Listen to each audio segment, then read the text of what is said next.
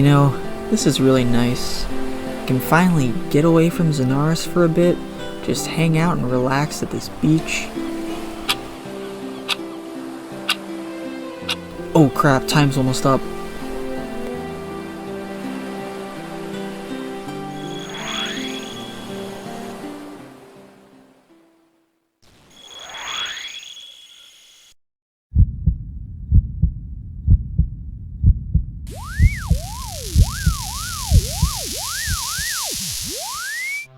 MoonMan, the drifter who wanders between worlds, you have been summoned by the Empty Lord.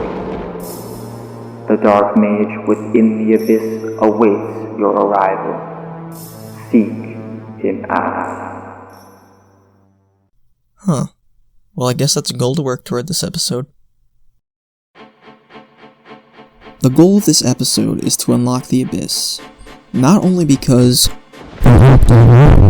demands it, but also because it will give me access to a bunch of rune crafting altars, which are all a part of ScapeRune. This will also give me access to a few new areas on the overworld that I otherwise wouldn't be able to make it to. Plus, since the Mage of Zamorak is so close to a fairy ring, it'll be easy to access. The problem is, in order to use the teleport, I'll need to complete the Enter the Abyss mini-quest and Rune Mysteries.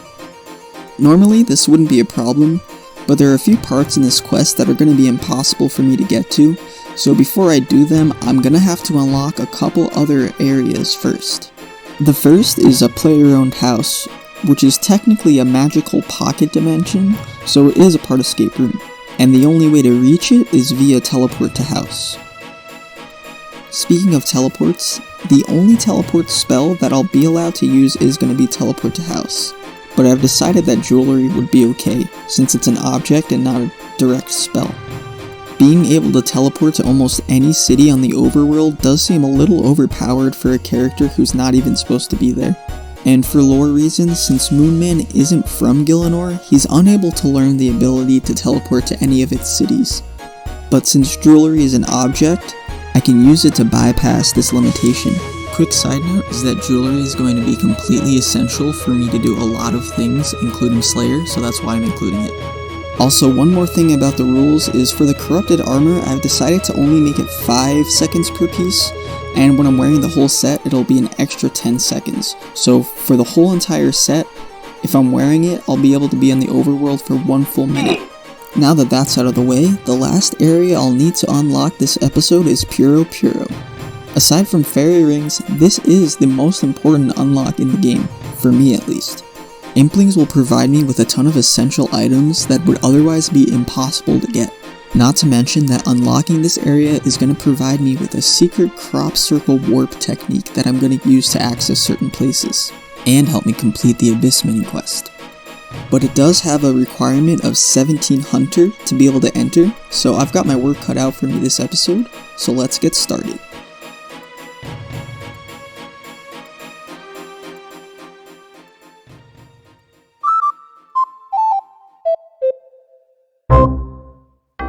Alright, so first thing I want to do is check out some of these fairy rings, test which ones are going to be useful, just get a few unlocked and out of the way.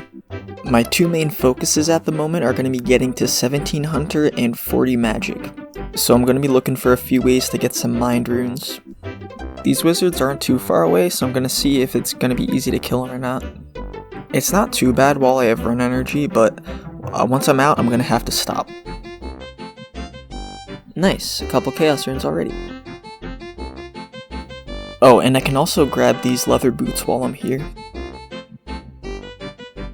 I know it's not a huge upgrade, but it's something. Now, in order to train Hunter, the only way to get started is gonna be to get my hands on a bird snare. Luckily, there's a Hunter shop close enough to this fairy ring that I could run there. I've checked ahead of time, and the crop circle is now in Yanil, so it's the perfect time to run there, because stepping on the tile with the crop circle in it is a safe zone, so I can reset the time there, and I can just barely make it in 30 seconds. Alright, let's go ahead and buy that snare. Bird snare. Duh. And we didn't even die. Alright, we finally got our first mind runes. That took a while. I'm gonna use them, but first, to get the most out of them, I'm gonna go get a wizard hat. There's a bunch of imps around this fairy ring, and they can drop the wizard hat, so I'm thinking of killing these guys for a while to help me out with the magic grind. Oh, there's a white bead. Probably won't hold on to that, but that's kinda cool. And that's when I came to my senses. I'm gonna be here for a while anyway, trying to get the wizard hat. I might as well try to collect all these beads. Plus, the turn-in is right next to the fairy ring by the wizard tower. I can definitely do this and get a boost of magic XP. Another option I have for mind runes is this necromancer. I'm gonna test him out a little bit, see if he's any closer than the wizards, but this could be a good option. Also, what's nice about these guys is that you're close enough to them to be able to walk, so you can save your run energy for other stuff. Oh nice, and there's the blue wizard hat. I'm definitely gonna stick around though until I finish the set of beads. 2 beads down, 2 beads to go.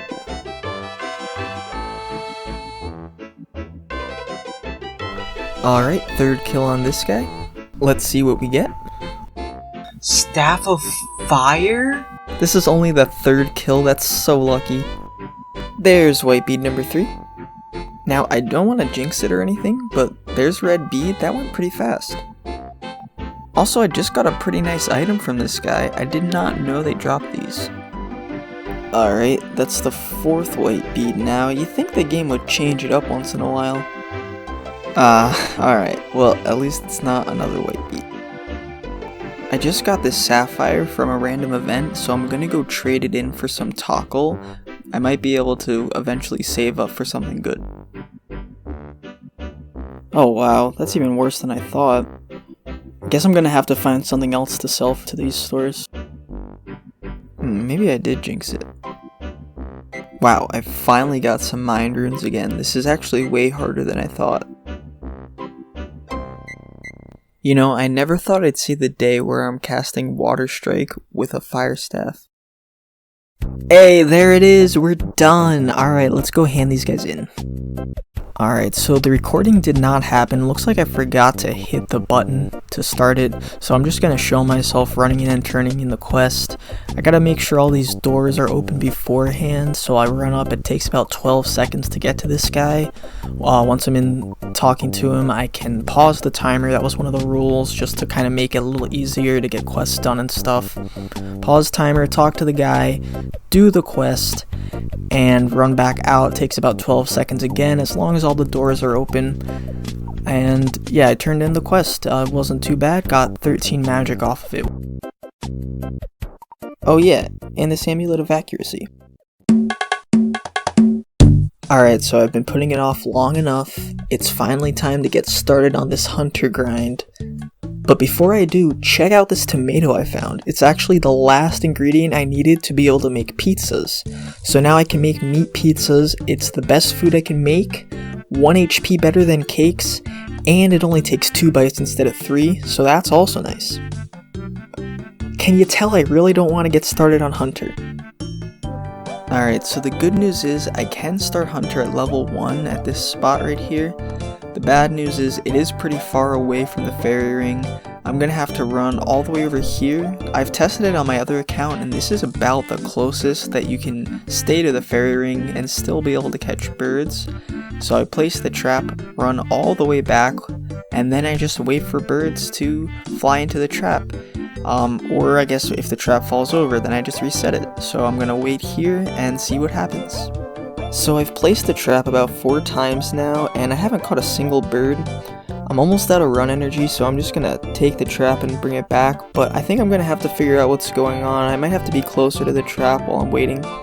And I'm gonna have to figure out something to do while my run energy recharges, and I'm starting to think that's gonna be a recurring theme throughout this series. So I'm realizing that a lot of the time I spend on this grind is just going to be waiting for my run energy to recharge. And right now my character weighs about 15 kilograms, and the more I weigh, the less time I can spend running. So I'm thinking of trying to get rid of some of this heavier stuff. I want to use up some of this food, sell some of these items I don't need, and just see if I can clear some space. I could weigh about 3 kilograms if I get rid of a lot. Or 4, that's good too. Just got an idea for what I can do while I'm waiting for Run to recharge. I can grab this spade and rake out of this shed right here, then come over to the cannabis patch and rake it so I can get a head start on farming. Just caught my very first bird. Now I've actually been at this for quite a while. I don't know if you saw it, but in the other clip I just had a full entire screen of me failing to catch birds, so the success rate is pretty awful honestly, but I have been lamping Hunter quite a bit, so this will get me to 2. I can't emphasize enough just how brutal this grind is, but what I forgot to mention is I don't have to get all the way to 17 this way, I only have to get to level 9, and then I unlock a much easier method. Anyway, here's level 3. Another book that's going toward Hunter, and I finally got another level. Got a genie lamp that I decided I'm going to use a few levels later, and 5 Hunter.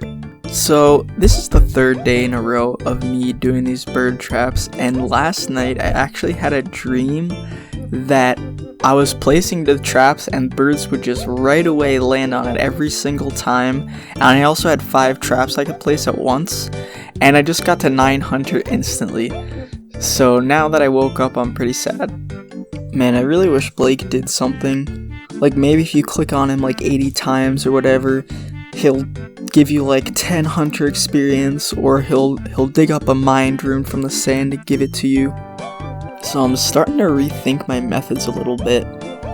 I did the math and it looks like I'm 8 lamps away from 9 Hunter, and I'm thinking at this point it honestly might be more worth my time to just do something else and wait until I get all the lamps, and maybe just do a little Hunter here or there. So yeah, I'm back to cows where I truly belong. But this time we're going to be killing them for beginner clue scrolls. I was looking at the drop table a little bit, it's not as useless as I thought, plus I can actually do the steps now, a couple of them, and some of these clues can be single steps, so it's worth a try seeing if I can get anything useful. That's the first prayer level we've gotten in a while. First clue, can't do. Second clue, can't do. Got some more diamonds. 6 Hunter, got a clue, I can do. Gonna go get my spade. Step 2, can't do, damn. These gems have been sitting in my inventory and tempting me this whole time. So what I've decided is I'm finally gonna go turn them in and buy some mind runes. I'm at 13 magic now, and at 17 magic I could stop using mind runes finally and move on to chaos runes, so I want to try to get these last few levels out of the way. I'm going to be casting on these guys, and the plan is to hopefully get a few death rune drops which I can trade in for more Tokal and buy more mind runes with. So I've been doing some testing on my main, and I think I've found out what is going on with these birds and why they're not going into my traps, and I think I finally got a system figured out here. So this one is the border. I have to place any traps within this on the other side of this, and this other area is my standing area, and the closer I get to that point at the end, the more likely a bird will actually be, I think, loaded into my game and be able to be attracted to the trap in the first place. So I'm gonna test this out a little more, but I think this is what's been going on. I was too far away for them to actually load in. Yeah, this is only my 2nd attempt and I already caught one. Hey, shout out to Mara. Mara, you're famous now, welcome to YouTube. Also, thanks for bringing good luck along with you. I haven't gotten one of these random events in quite a while. This lamp should give us 7. And there's another genie, that was fast. Alright, so I just did the math, and it looks like once I use these 2 items, it'll put me at level 8. And then once I'm at level 8, I'll be either 1 book and 1 bird away from level 9, or 1 lamp and 2 birds away from level 9. So I'm gonna go ahead and use these items right now and get level 8, and then I'm gonna go catch 1 more bird, and after that all I have to do is wait for another XP random. So now while we're waiting, I'm gonna be back on the magic grind for a while. Anytime I can run, I'll be going for wizards, trying to get some more runes, and when I have to recharge, I'll be at cows looking for the beginner clue scrolls. But while I was at wizards, this water talisman dropped, and since I'm within range of the water altar, I decided to check it out, see if there's anything useful around, and it turns out there actually is this armed goblin who has a couple useful drops that I couldn't make it to before, so I will hold on to it just in case. Decided to use up some of these runes and boom, 16 magic. Just one level away from Windbolt. And there it is, that's the XP random, and it was the exact one we needed, so this grind to 9 Hunter is finally over. I know that's weird to say, cause it shouldn't be a grind, it's only level 9, but it definitely was, so that's a huge milestone. Now that I'm level 9 Hunter, things should hopefully get a lot easier. This spot is way closer to a fairy ring, which means the only times I'm gonna need to run is when I'm placing or emptying the trap. Other than that, when I'm just checking on it or staying within range, I can walk. This will mean that hopefully I'll never run out of run energy, and that I can probably stay here until I'm level 17 Hunter. And that is 10 Hunter? Yeah, I can already tell this is going to be way faster. 11. One of the best things about being restricted to fairy rings is that everything feels so close together. I could teleport to the other side of the world to do a little bit of farming, and it just feels like I went off into a little room in the corner, and then I can just get right back to what I was doing. Levels are coming in so fast, that's 12 already. And there's 13. Hey Giles, my guy, oh, thanks for the ruby. Hopefully I'll be able to turn this into a few runes. Let's just get 14 Hunter real quick before I do, and there it is. So I just sold the gem to the shop. It's not too far away and you guys have seen me do before, so I figured I'd skip that part. But I only got 15 total for it. I'm kind of disappointed. I thought I'd get a little bit more, but at least I can get a couple runes with this. That's 15, only 2 levels to go. And that's 16, guys. Only one more level till it's level baby Implings, guys. Make sure to smash. Guys, I can't believe it, guys. We've just caught the last bird we need to get to 17 Hunter. And then we can go catch baby Implings at Puro. Alright, I'm gonna stop with this voice. Alright, but seriously, we can finally say goodbye to this bird trap. It's gotten us through quite a lot. So 9 to 17 Hunter honestly wasn't too bad. It only took about 2.5 hours, which was way faster than 1 to 9, but we're finally ready to head into Puro. This is a really big moment. Not only is this a new method to train Hunter, but it also gives us access to a ton of new resources and tools that were impossible to get before, not to mention the crop circle warp.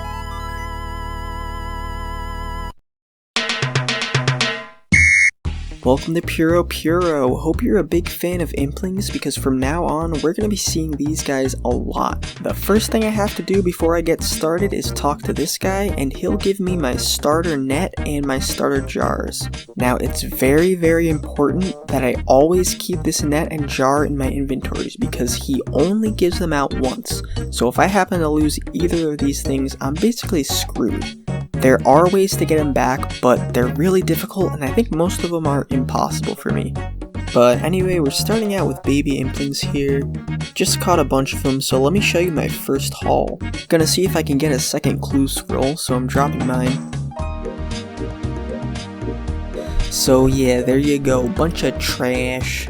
But anyway, that's what you expect from baby Implings. Ah, there it is, that's what we were looking for. We got a knife now, and you guessed it, this is the only place we can get one. And that means we can start fletching, so all I need to do now is get my hand on any kind of axe and then we can start. So I think the best way for me to get one right now is to make it. So first I'll need a bronze pickaxe. And right now the only way for me to get one of those is by using my crop circle warp. So I figured now's a good time to test it out a little bit and show you guys what I'm talking about. So right now I'm just going to check the location of the crop circle, but while we're waiting I can tell you how it works. First, a quick disclaimer, this footage was recorded in March of 2020, so most of this information will be outdated. Jagex released a ton of changes to Puro and crop circles on January 20th, 2021, and in doing so patched this glitch. Luckily, I got everything done that I needed to use this glitch for, so Jagex didn't exactly devalue my ScapeRune locked Ultimate Iron Man. Anyway, so at any time, depending on your world, a crop circle will be in one of 9 locations. Every 15 minutes, the crop circle will move to the next location in the list, always in the same order. To warp, all you need to do is enter the crop circle as it's changing locations. Since it's always exactly 15 minutes, you can use a timer to help you know when it's about to change. This isn't always necessary though, because the timing is pretty generous. I'm going to need to wait until the crop circle cycles all the way to Gielinor to get in, so I might as well work on a little training while I wait. Alright, so we've got a little while to wait before the crop circle will get here, but while we're waiting, watch this. Boom, 17 magic. And that means we can finally cast Windbolt and use up some of these chaos runes that we've been holding on to. So finally I can get a bunch of magic XP. Oh yeah, I'm out of air runes. Well, whatever, back to killing cows. 2 hours later. Alright, so the time has finally come. The crop circle is now in Gielinor, so now's the time to test this thing out. We only need to get to Remington this time, which is only 2 warps away, which is good because I've never actually used this for practical purposes before. I've only tested it. So this is going to be more like a practice run. So let's hope I'll be able to enter the crop circle within the time window twice in a row without messing up. Alright, so we've got a little bit less than 15 minutes to wait, so let's catch some Implings. Oh no, there's some loot I was looking for. So they can give you a piece of hard leather, which you can use to craft a hard leather body, which, you know, that's a little bit of crafting XP. That's why I've been holding on to this needle and thread the whole time. Alright, so it's almost time for the crop circle to change locations, so I'm gonna go step outside and get ready. The timer I'm using is a little bit off. I accidentally started it 4 minutes late, but at 11 minutes the crop circle's gonna change. So I'm gonna enter now. Let's hope it wasn't too early. Alright, perfect. So we're in Draenor now. That means we just need 1 more warp to get to Remington. We got 19 Hunter in here and a Mud Pie, which I think is a really cool item. And it's almost time for the crop circle to move again, so I'm gonna go step outside and get ready. I did end up resetting the timer, so this time we're gonna have to enter at 14 minutes. So I'm just gonna enter now to be safe. Oh wait, hopefully that wasn't too early. Oh no, okay, we're fine, cool. So now we're here in Remington, and now I can get myself a pickaxe, and then we can get out of here and go back to Zenaris. In order to get back to Zenaris, I'm gonna need a full bar of run energy just to be safe. So while we're waiting, I'll catch a few more Implings. I've been looking out for these beginner clue scrolls. I got a couple, but I wasn't able to do either step. Also, we got 20 Hunter on this one too.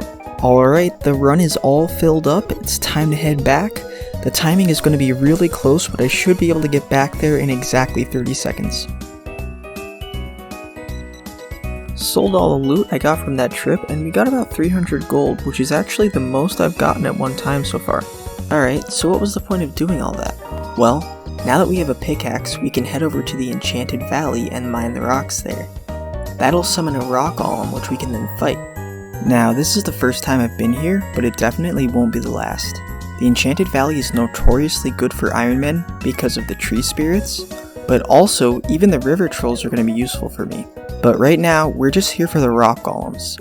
They have a chance to drop tin and copper ore, which I can use to make bronze bars, but they also drop the bronze bar themselves. And even though I'm only level 1 smithing, it doesn't matter because bronze axes are made at level 1, so then I can make one as soon as I get the drop. Now, this guy's level 79, and I honestly wasn't expecting him to be that high.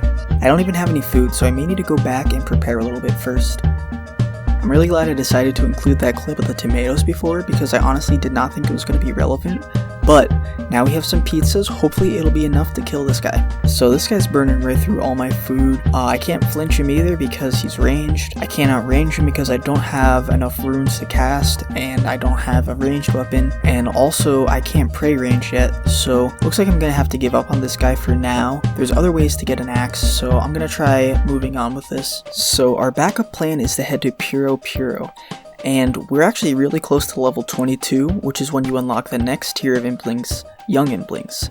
And Young Implings have a chance to drop a steel axe, so there's our backup plan. Here's our first load of Young Implings. Let's see what we get. Nice, a ton of useful stuff. These studded chaps I can't use yet, but I will be able to use soon. And this coal I can sell for some total. We got the steel axe right after I got rid of the knife to clear some inventory space, so we're gonna have to go back and get it, but we should be ready to start fletching soon. There we go, our very first jar.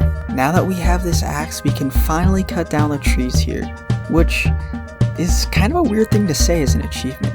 I'm probably going to start out fletching arrow shafts because I don't want to have to keep running back to the general store every time to sell the bows, so I'm going to do that until we get to long bows at least, and that way I can use up some of these feathers in my inventory, make some headless arrows.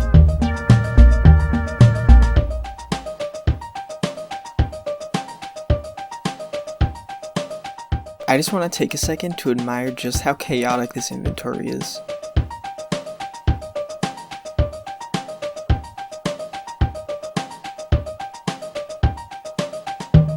And there's level 20. That'll let us make oak short bows, which can fire steel arrows. I got some steel arrows from that maze random, and I've been holding on to them this whole time. And with this bowstring drop from Young Implings, now we can make an oak short bow and start training range. Nice, and there's 20 range, which means we can wear these studded chaps, so we finally have some pants. Now it's back to Puro.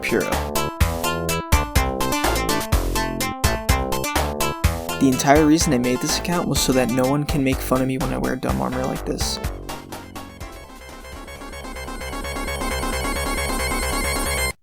So, I just lost my last Impling jar. They ask you how you are, you just have to say that you're fine when you're not really fine, but you just I was just looting all my Impling jars, and there's a small chance that when you loot one of the jars, that the jar will get destroyed. So I was on my last jar, and I clicked it, and the jar got destroyed.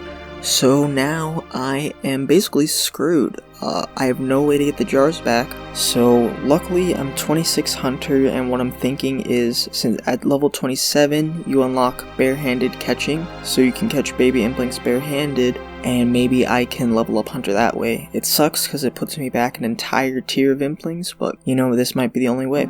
The crop circle is now in Gielinor, so let's go run over and grab that bird trap real quick.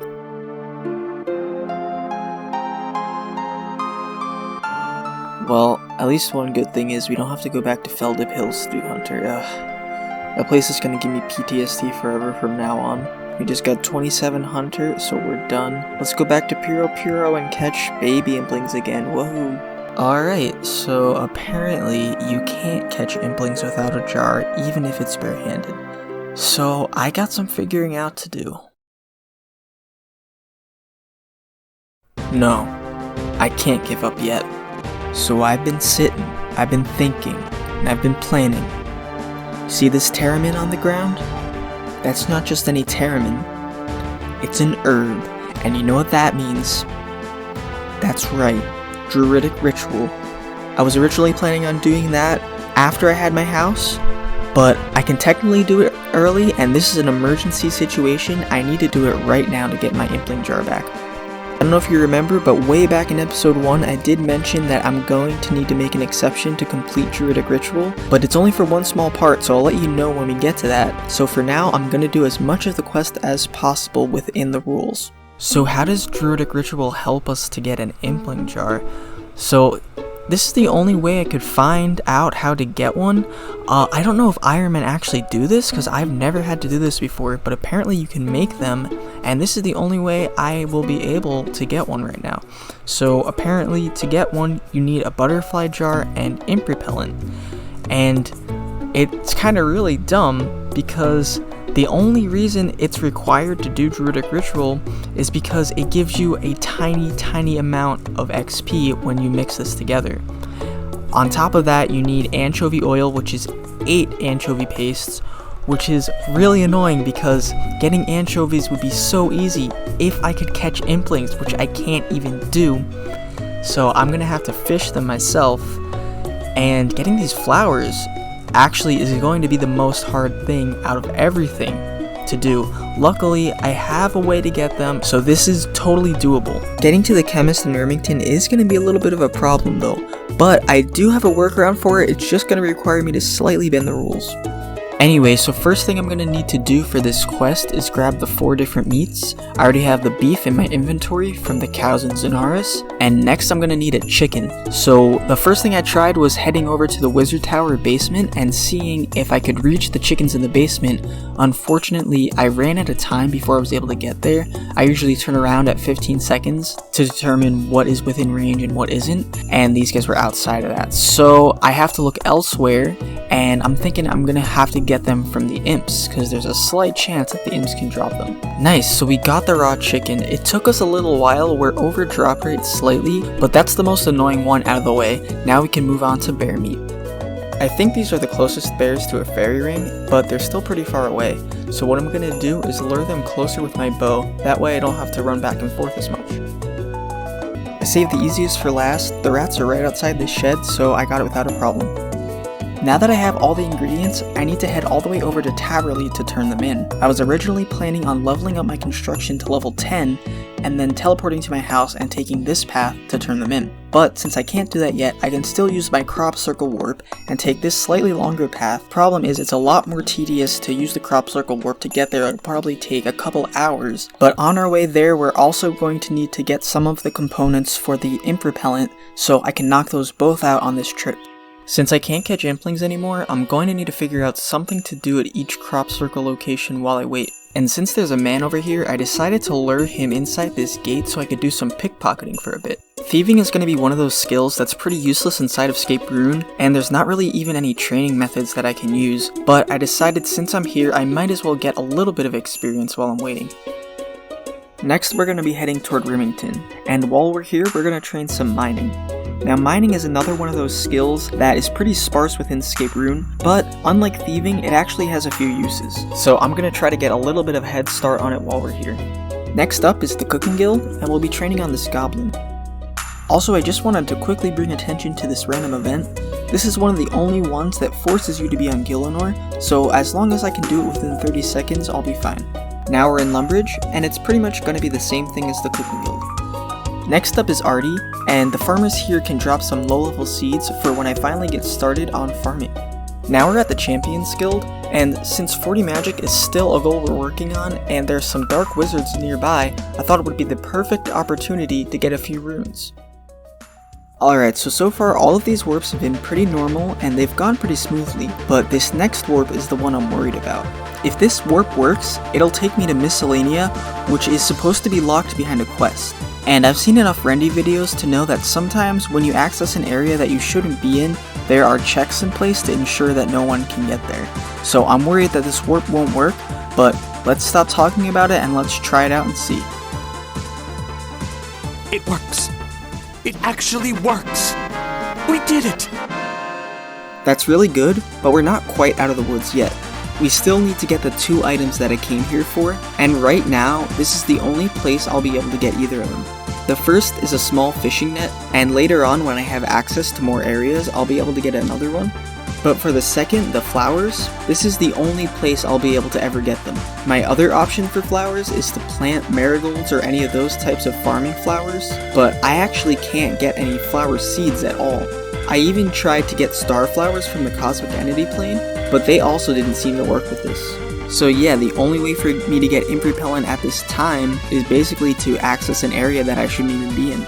Alright, so we're all done in Miscellanea now, and we still have a little while to wait, so while we're waiting, I wanted to show you guys that this crop circle warp is definitely legit. I was a little concerned because when I first discovered it, I wasn't able to find any documentation about it online at all, or anyone using it, because to be honest, it's pretty useless for most people, but I was concerned about the possibility that people would think I somehow edited it, so here is definitive proof that this is legit.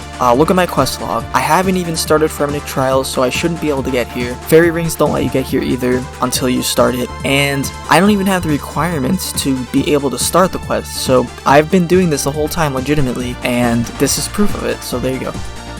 We're coming up on the final crop circle warp. This is going to be the last one in the full rotation, so we've gone to every single crop circle to be able to do this, and it's taken us 2 entire hours to get here, but now we're here and we can finally do Druidic Ritual. We have 15 minutes to do the quest, so let's get started.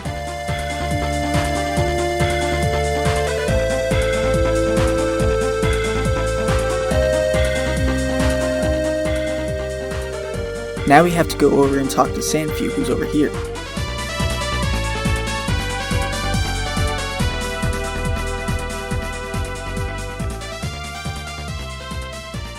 Alright, so I made it over to Sandfew, but it took me 17 seconds to get here. Luckily I'm still in dialogue with him, so the timer's paused, but as soon as the dialogue ends, I can't get back to the crop circle. I'm dead. Alright, this is it guys. My time has come to an end. Thank you all for watching. I really hope you enjoyed this series.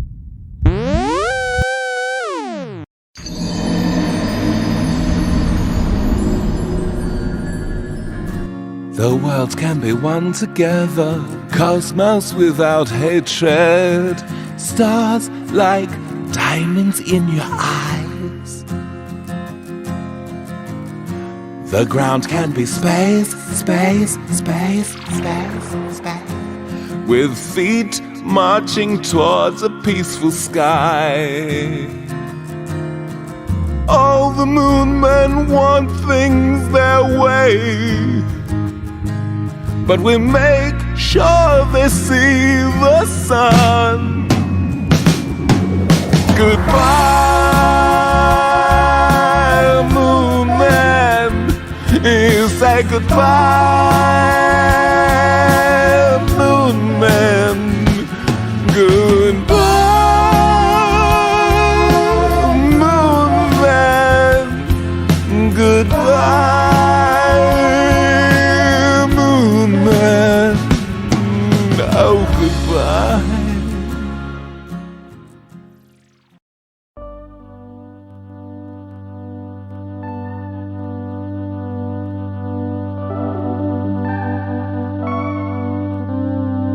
Rise from your grave.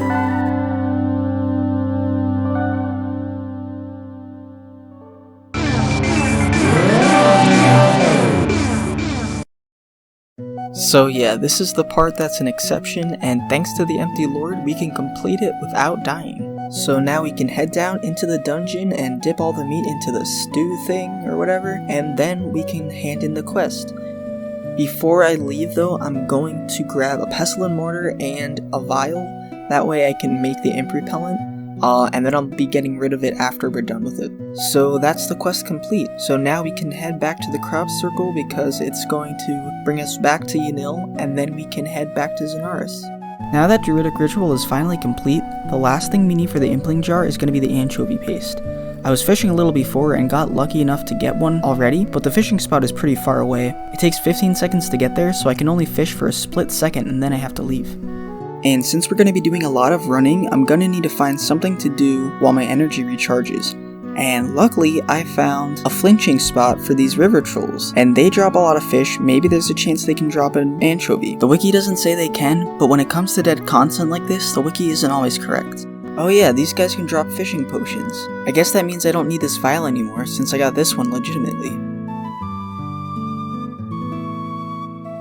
I found another spot where you can catch anchovies. I think it's slightly closer than the other one, so I'm probably going to be using this one. Got 29 fishing while I was here, and in the meantime I'm back to flinching trolls. Not really much going on, but I did get a raw shark.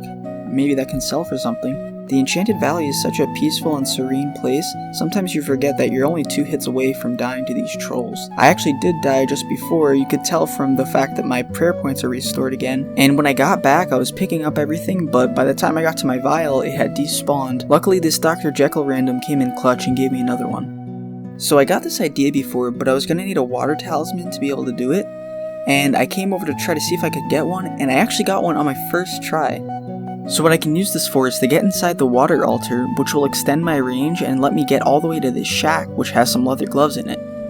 I'm not just getting them for the stats or the glove slot, but actually because it'll allow me to pick nettles, which I can then use to make nettle tea.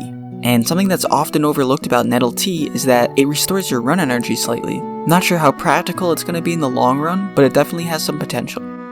Oh yeah, that's right, this is supposed to be a progress video. I've gone this whole time and I haven't even really shown you guys my stats. So I guess now's a good time to do it. Here they are. We still have a bunch of skills we haven't even really touched yet. And while I'm at it, here's what I have equipped. The Zamorak top was from the Necromancer, if you remember. Those arrows I got from the Maze Random a while ago. And the Ruby Ring from the Otherworldly Beings. We're almost done with this mini fishing grind, and what I found is it's best to wait until the closest possible fishing spot becomes active, because it gives you a few extra seconds of fishing time. So all we need are 2 more anchovies. I'm really hoping I get them now.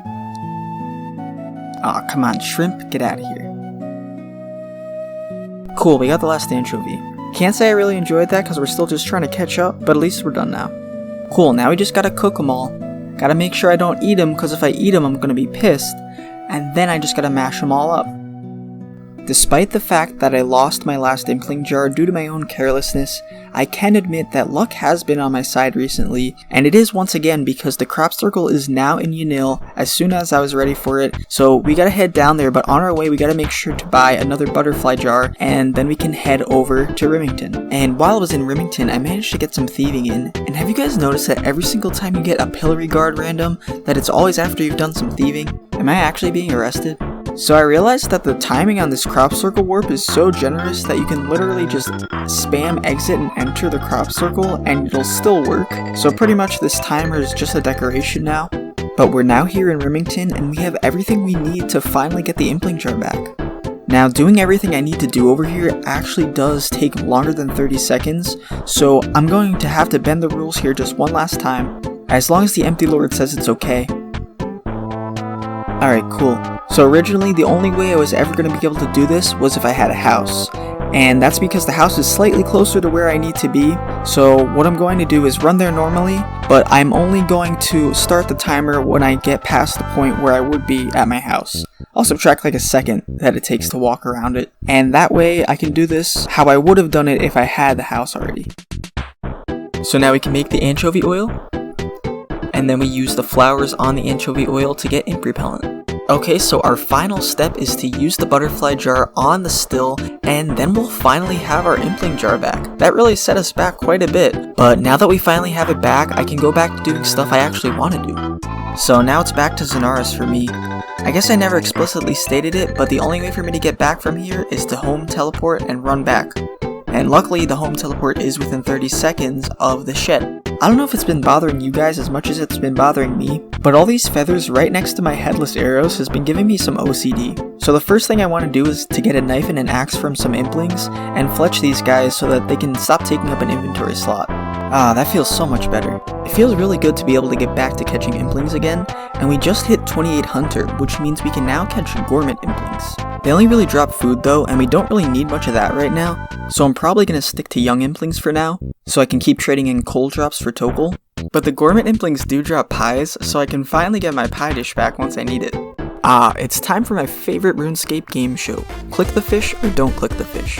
This random's actually pretty important for me. Pretty much for anybody, it's really not worth it to ever get the 1,000 coins. The mystery box can give you some really nice stuff, and I'm especially looking out for a diamond, because as soon as I can get one of those, I can head inside the secret area of Zanaris. But instead, we get a body roll. There's 29 Hunter, and so far everyone I've talked to in here says they hate this place. I'm loving it here to be honest, but maybe it's just because it's so much better than what I was doing before. Also, I know they're called gourmet Implings, it was all a ruse, haha, you've been bamboozled. But seriously though, don't you hate it when YouTubers do that and like mispronounce things? To be fair, I've probably done it a million times in this video. Oh well. Just got a beginner clue scroll from the young Implings, and actually I get them all the time, but I usually just don't show them because they're mostly steps I can't do. But now we have 2 clue scrolls and they're both steps we can do, and I've been holding on to the hope that I can maybe one day get a casket, so maybe that day is today, let's go see. Nope. And there is 32 Hunter. We actually have quite a bit of Tokul saved up, so I'm gonna go buy some air runes and try to see if I can get a magic level.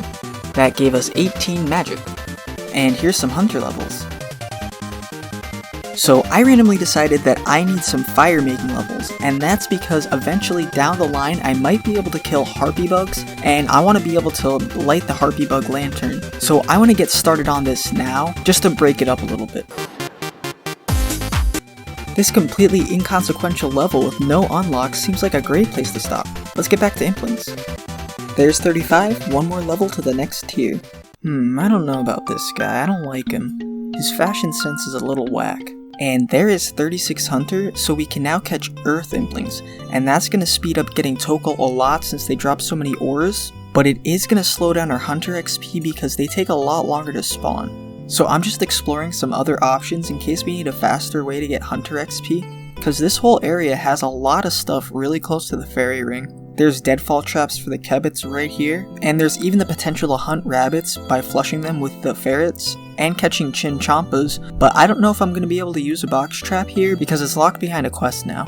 Just finished catching this inventory of Earth Implings, and this is typically the loot you're going to see. Right away you'll notice I got some mid to high-ish level ores, but also we got a lot of Earth Runes, and even some noted compost which I can store at the Tool Leprechaun. But the best thing about Earth Implings is that these ores sell for quite a lot of Tokal. It's finally going to be worthwhile to buy a lot of runes from the magic shop and trade magic this way. I mean, just look at the amount of Tokal I got from that one inventory. These Earth Implings are essentially money doublers at this point. But the legit kind. The legit kind. Anyway, now that we bought all these water runes, we can start casting Weaken on everything we see.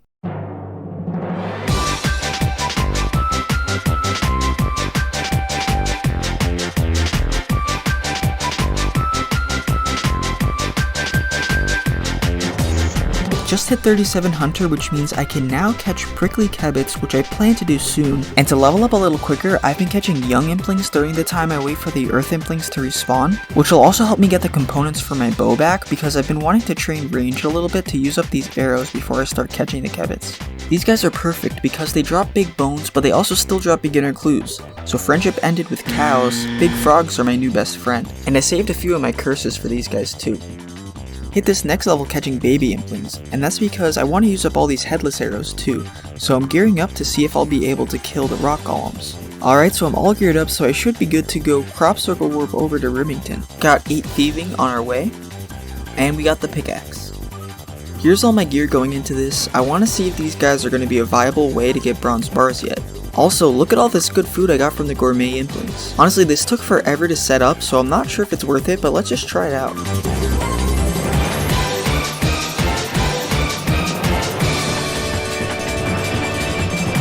Nice. So it's probably not going to be worth it yet to kill those guys, because just a single one used up a whole inventory of food. So I'm just going to go use up the last of my arrows. And by the way, 3900. Just hit 21 magic, and that means we can now low alch and turn all these nature runes into XP. And now we are also completely out of arrows, but we got pretty close to 27 range. Now that we can alch, I want to start fletching and then alching the bows I make. I want to hit 32 fletching before we start Hunter, that way I can make Kebit tipped bolts while we're out there. I'm not going to be able to use the bolts for a while, but I do plan to get the Hunter crossbow eventually. Just got a bird nest, and I forgot these things existed. But these are actually going to be super important because I'm going to need eventually to get an acorn. Don't forget that the corrupted armor will extend my timer a little bit for each piece I'm wearing, and the acorn is needed to get the legs. Now I can make oak longbows, and now I can make an oak shield, which means I now have a shield slot. Oh, we got another bird nest. Let's see what's inside. Oh, okay, so we got the acorn. I have mixed feelings about this because it's nice that we got that out of the way now and we have it, but that means it's going to be taking up an inventory slot for a while. And that is the last of the nature runes. We finally cleared that inventory slot out. Got really close to 25 magic, not quite there though. But we're still 2 levels away from 32 fletching, so I'm probably going to stick around here and make some more shields, but now I'll be selling them. But all those nature runes got us about 5,000 gold. There we go, that's 32. I just realized I have a way better way of getting bronze bars. I forgot that this shop also sells some low-level ores. So I can buy from there and then smith. There's a furnace right inside Zenaris. And then I can bring the bars over to this anvil, and it's honestly a pretty big pain to use because I have to run back and forth multiple times to use it, and it uses up a lot of run energy, so I'm gonna be spending a lot of time in between catching Implings. There's level 5, now we can start making the arrowheads. So making all 332 arrows got us to 8 smithing, and the time we spent waiting for Run to recharge got us to 40 hunter. So now we gotta go use all these up.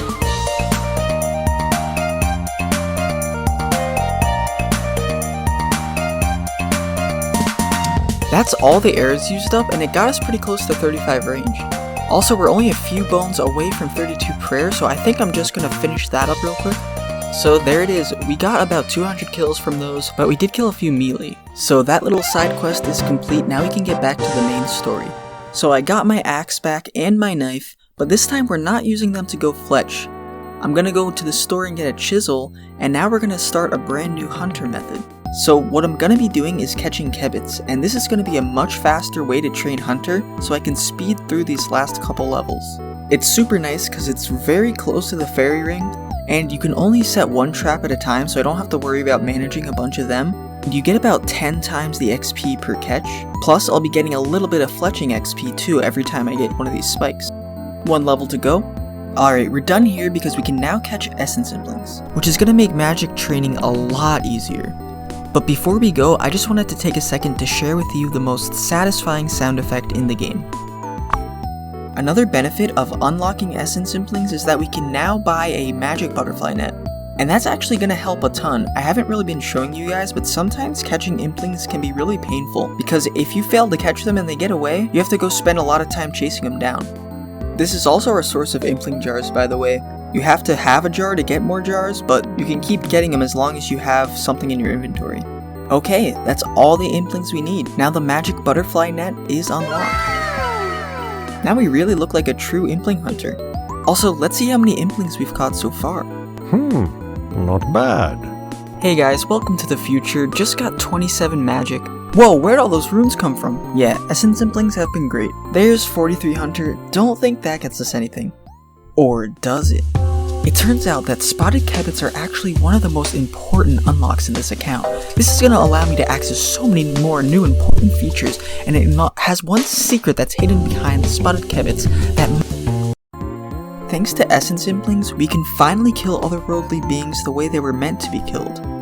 With magic, at a distance. Normally I'd only be able to get like 1 or 2 kills on these guys and then I'd move on to something else, but now I can camp these guys for a while. Before you probably thought I was crazy and that this account build would be impossible, but now that you've witnessed the true power of Implings, you can see that this is doable. One of the best things about these essence Implings is when they drop death runes. Have you noticed how much Tokel I have now?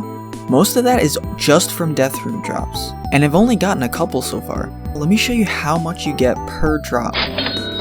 That's really overpowered, but it is pretty rare for them to drop those, but at this rate soon I'll be able to just buy the rest of the runes for 40 magic. I'm getting pretty bored of these otherworldly beings, so today I would like to try a new opponent. Welcome to the unforgiving realm of the Gorax. These guys are pretty dangerous because they hit through prayer and they can drain your stats. I don't really know if I'll be strong enough to fight these guys, but luckily it is possible to safe spot them. And later on, these guys are going to be a very valuable source of experience and a lot of skills that are going to be kind of hard to train. They drop big bones, so they're going to be a pretty good source of prayer experience. And according to the wiki, there's a 100% chance that they'll drop something from the gem drop table, but it's specifically these guys on the Gorak plane only. So that'll be nice for getting some free gems and crafting XP. And lastly, they also have a very high chance to drop Gorak Claws, which are used in magic essence potions, so it's going to be a pretty consistent way to train Herblore at a higher level. Also, I have a theory that since this place is so similar to the Killerwatt plane that they might be related in some way. Alright, I just barely escaped death, so I think I'm going to stick to otherworldly beings for a while. Right now, I'm trying to cast the spells that'll clear up the most stacks of runes in my inventory. Because what I'd like to do next is to start fletching again, making some oak shields, and then alching them. I've been sticking to oak shields because they give the most amount of gold per nature rune. There's 35 magic, and that unlocks Firebolt. So now I have a pretty good system going. I can use all my earth runes, water runes, and body runes for casting curse spells, and then I can use all my air runes, fire runes, and mind runes for casting damaging spells. That way I can save my chaos runes up for later when I can cast Crumble Undead. Alright, wow. I can't believe we finally made it all the way to level 39. We made it this far, now just one more level to go until 40. Time to go see if my crops are ready. Oh look, they are ready! My weeds have been coming along nicely. So far, this fairy ring's entire purpose has been getting me to this patch so I can rake it. But this time, we're gonna go 180 degrees in the opposite direction and go after these ghouls. Now I've been planning to use my last few chaos runes on some crumble undeads, so hopefully this experience should get me mostly through this last level. What? Has Warcraft 3 been lying to me this entire time? Alright, I guess ghouls aren't undead. I guess we're just gonna have to find something else to cast on. I checked a few rings with some undead nearby, but it turns out the best one is gonna be near an old familiar friend. The zombies that he summons that used to just be a little bit of an annoyance are now gonna be an effective way to train magic. Alright, so I just used up the last of my chaos runes and I'm running low on air runes, so I think I'm gonna go catch a few more essence implings and get the last runes I need for 40 magic. Alright, so we ran out of runes for that, but we're so close, I think I'm just gonna cast some curses on these guys for the final small amount of XP. Yes! And there it is. Now that we finally have 40 magic, we have all the tools we need to be able to complete Rune Mysteries and the Abyss mini quest. But how exactly does being able to teleport to a house help us with that? Well, for one thing, since a house is a part of ScapeRune, that means it's a safe zone, which can be used to reset the timer. Remember when this happened during Druidic Ritual? I died because I was too far away from a fairy ring to get back in time. Now, we shouldn't have that problem anymore. We used to only ever be able to be 15 seconds away from a fairy ring or a crop circle at all times, but having teleport to house effectively doubles this distance at the cost of one law rune. But law runes aren't exactly going to be easy to come by, so I should really try to use them sparingly. The only viable way for me to really get them is from essence implings at a 1 in 100 chance, which is nothing to take lightly. I'm completely out of air runes, so I can't use the teleport yet, but we just got this death rune drop from the essence implings, so I can go turn this in for some Tokal and buy the air runes. Oh, and by the way, that's probably going to be the last impling we'll need to catch this episode, so let's go ahead and check the total amount of implings we've caught so far. Hey, that's pretty good. So yeah, we can't teleport to our house yet because we still haven't bought one. But the reason why I haven't bought one yet is because it's outside of that 15-second range. So now that I can finally teleport to my house, I can finally buy one. So this is the closest fairy ring I could find to a real estate agent, so what I'm gonna do is run over to him as fast as I can, buy the house, and then quickly teleport out of there. So here we are in my brand new house, and another drawback of using the teleport to house is that right now, the only way to get back to Zenaris is to use the home teleport to run back, which means effectively we can only teleport to our house every 30 minutes because of the cooldown. So we got all the ingredients for Cook's Assistant, and now we can go hand that in, which is the whole reason we did all that. Just kidding. So I'm about to go start Rune Mysteries, and since Cook's Assistant is right on the way, I figured I'd get that out of the way. It's a really quick quest to hand in, and that means we have to get back to Lumbridge, so I'm going to show you how I plan to do that without a home teleport. All you gotta do is come over to this lever right here and it actually teleports you right there. So first I'm going to hand in the Cook's Assistant ingredients. And now we can go upstairs and talk to the Duke, who will give us the air talisman and start us on Rune Mysteries. So I teleported back to my house, but I didn't exactly plan this out too well because now I have to wait another 18 minutes before we can get back to Zenaris. So in the meantime, I gotta figure out something to do. I know there's a bush patch you can rake over here, and there's a couple of guys maybe I can do some thieving on. And looks like I made it to level 9. Alright, and now that I'm back, I can go ahead and hand in the talisman to the head wizard, and I should be able to make it to him and back to the fairy ring within 30 seconds, so I won't need a teleport for this one. So since we already made it to 40 magic, the magic bonus from the Zamorak robe top isn't as important anymore. So I decided to go to Baby Implings in search of a piece of hard leather to permanently upgrade to a hard leather body. So thank you Zamorak robe top for everything you've gotten me through. So now that we have a house, we also have an easier way to get to the crop circles. So I'm gonna go ahead and teleport to my house and then get to the crop circle that's in Remington. I'm super close to level 10 thieving and I really just want to get that level.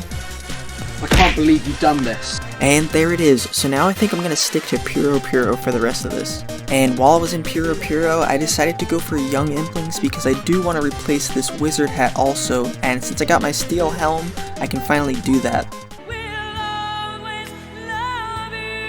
So that is the last of my magic gear, and thanks for everything you got me through. Alright, so I just realized a way that I can skip a lot of these stops on the crop circle route, so I'm just gonna go ahead and teleport home from here because it's actually gonna save me time at this point. I can go from the fairy ring near the Legends Guild, and with just enough time, I'll be able to make it to the crop circle in Ardoin. And while I'm waiting, I think I'm gonna try and see how many seeds I can get. I also decided to pick up this seed dibber and secateurs because this is the only spot that I know of where I can get them. The best thing about being able to access the Ardy crop circle directly is that the next stop on the list is the Champions Guild, which is our destination, and normally it would take us 2 hours to get here. So from here we'll be able to get to Aubrey within 30 seconds to hand in the package. Now all that's left to do is head to the Wizard's Tower basement and complete the quest.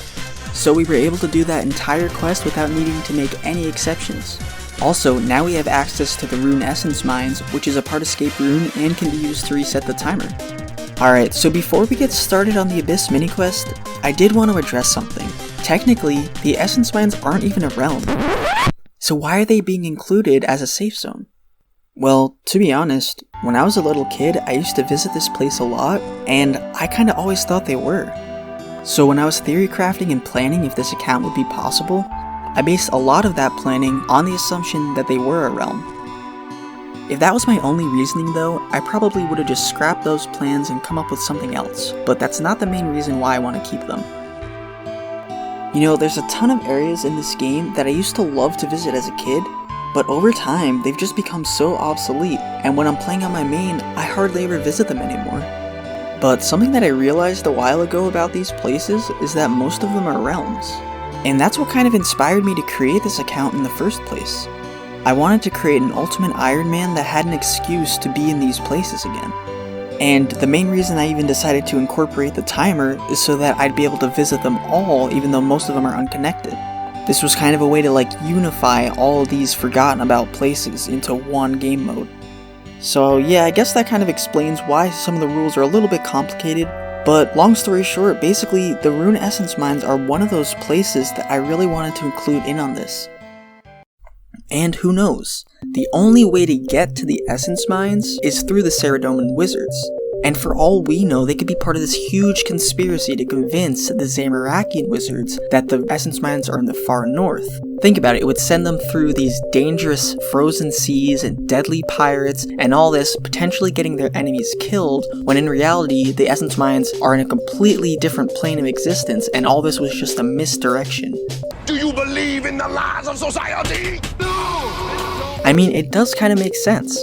And just look at this place. It looks just like the other runecrafting altars. And I mean, come on. You guys saw that the timer did disappear when MoonMan was in the Rune Essence Mines. What other explanation could there possibly be for that happening? This place has to be a realm. Alright, now we can start the Abyss mini quest. Let's get this episode wrapped up. So first thing we're gonna have to do is talk to this mage in the wilderness and then teleport out.